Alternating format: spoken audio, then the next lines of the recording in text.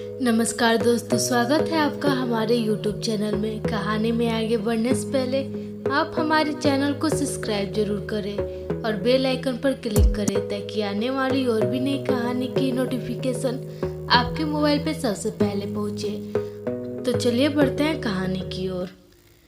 बहुत पुरानी बात है, किसी गांव में एक धनवान व्यक्ति रहता था जिसकी एक अति सुंदर कन्या थी।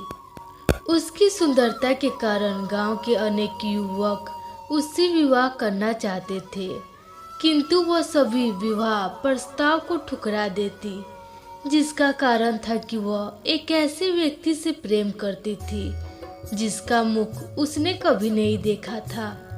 वह व्यक्ति प्रति रात्रि उसे चीकी से मिलने आता था और भोर होने पर पूर्व लौट जाता था। वह दिन के समय 9 युवकों में उसे पहचानने का असफल प्रयास करती।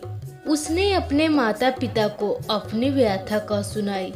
उसके पिता ने उसके प्रेमी को ढूंढ कर देने का आश्वासन दिया तथा स्वयं भी उस व्यक्ति को खोजने का निश्चय किया। इस उद्देश्य की पूर्ति के लिए वह चीकी के समय झाड़ियों में छिपकर निगरानी करने लगा। प्रेमी युवक कन्या से भेंट के बाद जब लौटने लगा तो कन्या के पिता ने उसका पीछा किया, किंतु वह व्यक्ति किसी मोरंग में जाने के स्थान पर सीधा चलता हुआ गांव के बाहर निकल गया। उसी प्रकार चलता हुआ वह गांव के जल स्रोत के स्थान के सामने जाकर रुका। तुरंत ही उसमें अद्भुत परिवर्तन होने लगे। देखते ही देखते उसकी बाहें शाखाएं बन गई, बाल पत्तियां बन गई, कान के कुंडल बेर में बदल गए। अब उस स्थान पर युवक नहीं, एक हरा भरा वृक्ष खड़ा था। कन्या का पिता अचंभित सा यह दृश्य देखता रह गया। घर लौटकर कन्या के पिता ने वृक्ष को काटने का निश्चय किया।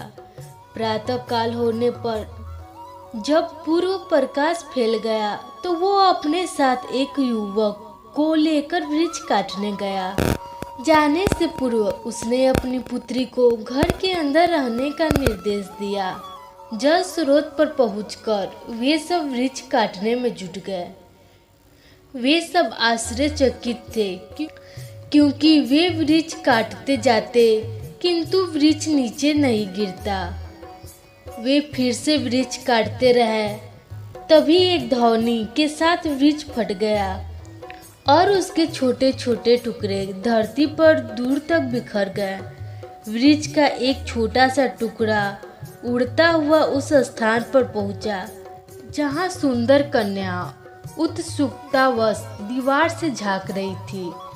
उसके आँख के माध्यम से उसके मस्तिष्क में घुस गया और उसकी भी तुरंत मृत्यु हो गई। इस प्रकार दोनों प्रेमियों का अंत हो गया। अब वृक्ष आओ जनजाति के चोंगली उपकुल के पोनगेन वर्ग के संबंधित सनवार नामक वृक्ष था।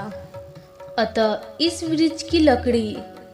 इस वर्ग के लोग इस वृक्ष की लकड़ी से बने पलंग पर नहीं सोते।